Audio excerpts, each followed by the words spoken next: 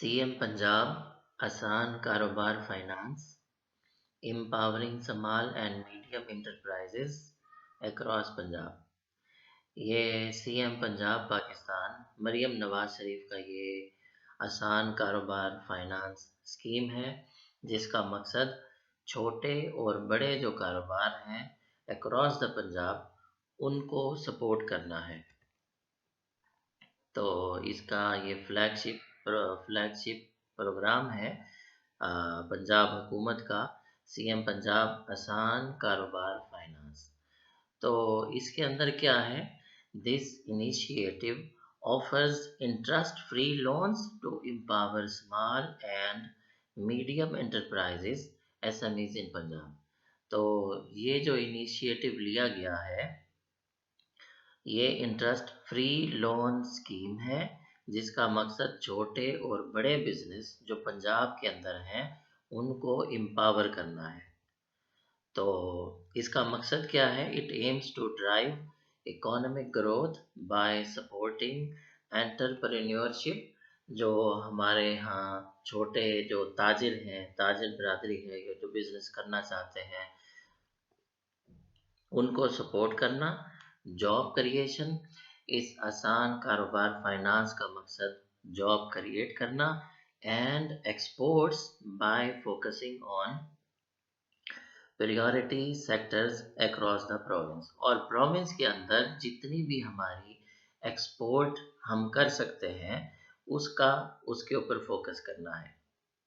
यानी सूबा पंजाब में इसका मकसद क्या है कि एंटरप्रेन्योरशिप की ग्रोथ करना, जॉब क्रिएट करना और एक्सपोर्ट पे फोकस करना, जो सूबा पंजाब के अंदर है। अब लोन का जो मकसद है वो क्या है? वो 3-4 इसके मकासद हैं। न्यू बिजनेसेस के स्टार्टअप फंडिंग, कि अगर कोई भी बंदा किसी तरह का काम शुरू करना चाहता है तो इस सिलसिले में हुकूमत पंजाब उसको स्टार्टअप फंडिंग के लिए उसको पैसे देगी। दूसरा ये है कि एग्जिस्टिंग बिजनेसेस, अगर एक्सपेंशन करनी हो उसने अपने मौजूदा कारोबार की, या उसके अंदर मॉडर्नाइजेशन करनी हो, कोई तब्दीली लेके आनी हो, आर वर्किंग कैपिटल, या उसको किसी एग्जिस्टिंग बिजनेस के लिए वर्किंग कैपिटल की ज़रूरत हो, यानी उसके पास अमाउंट की ज़रूरत हो, उसके पास कैपिटल ना हो, तो ये हुकूमत पंजाब उसको कैपिटल दे रही है।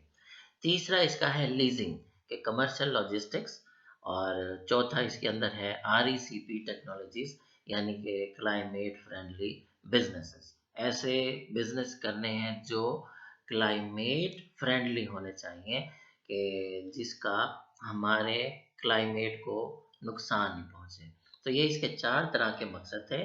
नया कारोबार हो, मौजूदा बिजनेस को एक्सटेंड करना हो, लीज करना हो, या आरईसीपी टेक्नोलॉजीज जो क्लाइमेट फ्रेंडली हो। अच्छा, इसके लिए आसान कारोबार फाइनेंस के लिए कौन कौन से एलिजिबिलिटी क्राइटेरिया है इसका? Small enterprises with annual sales up to 150 million, कि वो लोग एलिजिबल हैं, वो स्मॉल एंटरप्राइजेस एलिजिबल हैं जिनकी annual turnover 150 million Pakistani rupees है। दूसरा क्या है कि medium enterprises with annual sales, किसके दरमियान में ब्रैकेट है कि 150 मिलियन पाकिस्तानी रुपीस से लेकर 800 मिलियन पाकिस्तानी रुपीस सालाना। एक स्मॉल एंटरप्राइजेस जिनका annual sales 150 million Pakistani rupees. दूसरा मीडियम एंटरप्राइजेस जिनकी annual sale 150 million Pakistani rupees से लेके 800 मिलियन पाकिस्तानी रुपीस सालाना हो। अच्छा, वो लोग, उनकी उम्र क्या होगी? उनकी उम्रें 25 से 55 साल के दरमियान होनी चाहिए। मेल फीमेल इसके अंदर अप्लाई कर सकते हैं। अच्छा, और इसके अंदर जो चौथी शर्त रखी गई है एलिजिबिलिटी क्राइटेरिया में, वो ये है कि बंदा एफबीआर टैक्स फाइलर होना चाहिए, यानी फेडरल बोर्ड ऑफ रेवेन्यू के अंदर उसकी क्लीन क्रेडिट हिस्ट्री होनी चाहिए। किसी किस्म का वो डिफ़ॉल्ट ना हो उसके अंदर, ये उसके कोई टैक्स हैं, कोई उसने काम किया हुआ है, या बिल्डिंग का टैक्स है, या दुकान का टैक्स है, या कोई कारोबार का टैक्स है, तो वो उसका क्रेडिट हिस्ट्री उसकी पूरी होनी चाहिए। वो एफबीआर का नादहिंदा नहीं होना चाहिए, यानी कोई रकम वाजिबुल अदा नहीं होनी चाहिए एफबीआर के। इसके अलावा 5वें नंबर पे कि residence and business located in Punjab,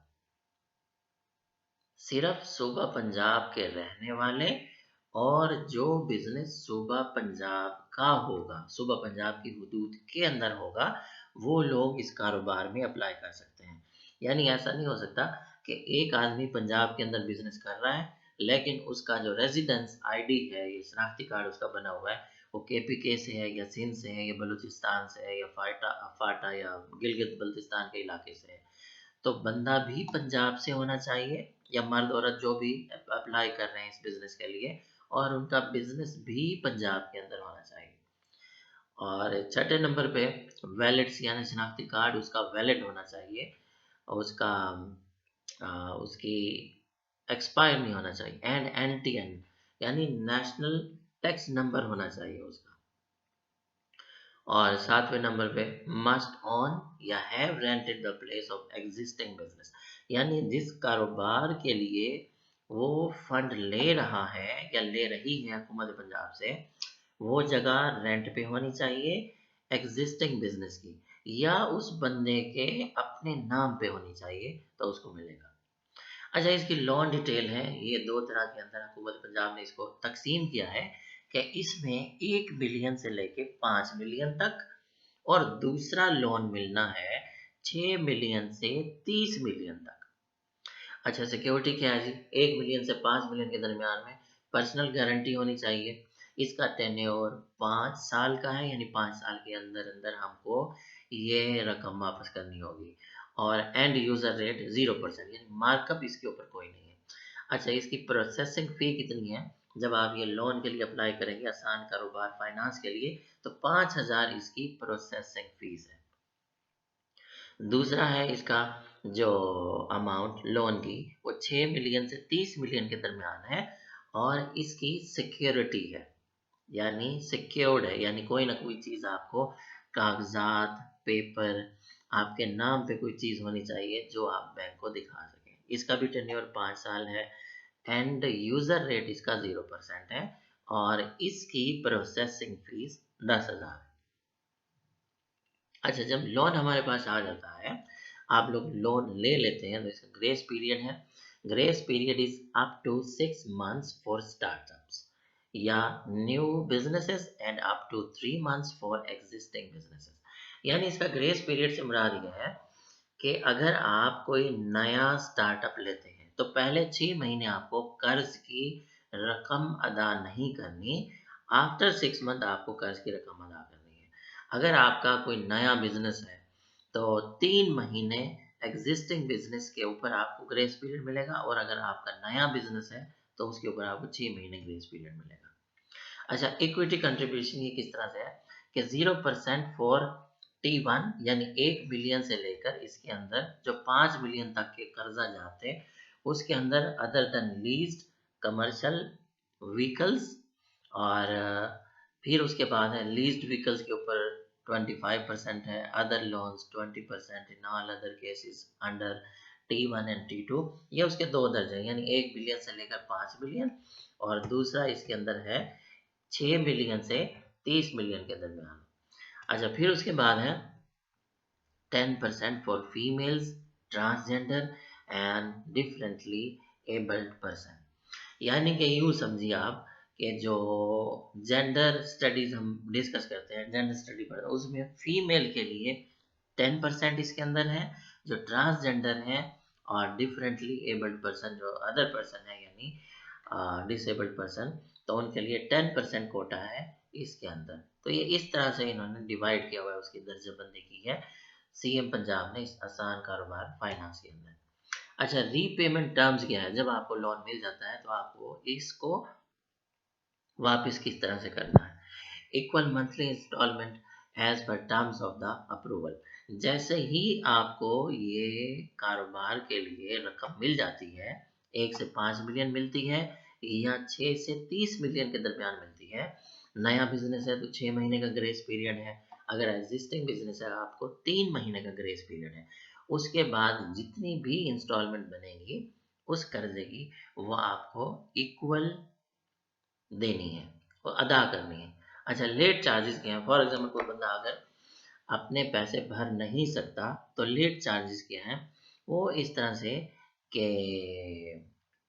1,000 रुपया एक दिन का ओवर ड्यू अमाउंट, यानी कि फॉर एग्जाम्पल अगर आपकी किस्त बनती है 10,000 महीने की, आप एक दिन लेट हो गए तो उस एक दिन का आपको 1,000 इजाफी, यानी 10 जमा 1, 11,000 आपको अदा करना होगा। एडिशनल कॉस्ट इसके क्या है?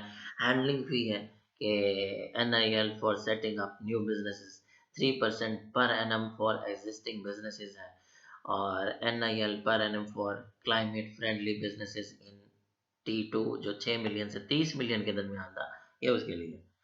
अच्छा, फिर आपको क्या होगा जी? इंश्योरेंस है, लीगल है एंड रजिस्ट्रेशन चार्जेस अप्लाई होंगे इसके ऊपर एज पर एक्चुअल कॉस्ट, यानी जो बिजनेस आप कर रहे हैं जाहिर बात है उसकी इंश्योरेंस होगी, उसकी कोई लीगैलिटीज उसके अंदर है, उसकी रजिस्ट्रेशन की कॉस्ट उसके ऊपर वो अप्लाई होंगी, ये जितने भी हैं उसके ऊपर ये लागू होगा। और हुकूमत पंजाब ने इसके लिए हेल्पलाइन बताई है 1786, अपने मोबाइल से कोई भी नेटवर्क का हो आप ये डायल करें और इसके बारे में मज़ीद मालूमात ले सकते हैं। और इसके अलावा मज़ीद मालूमात के लिए या कर्ज़ को अप्लाई करने के लिए ये आसान कारोबार finance.punjab.government.pk, तो ये वेबसाइट पर जाके आप अप्लाई कर सकते हैं। शुक्रिया।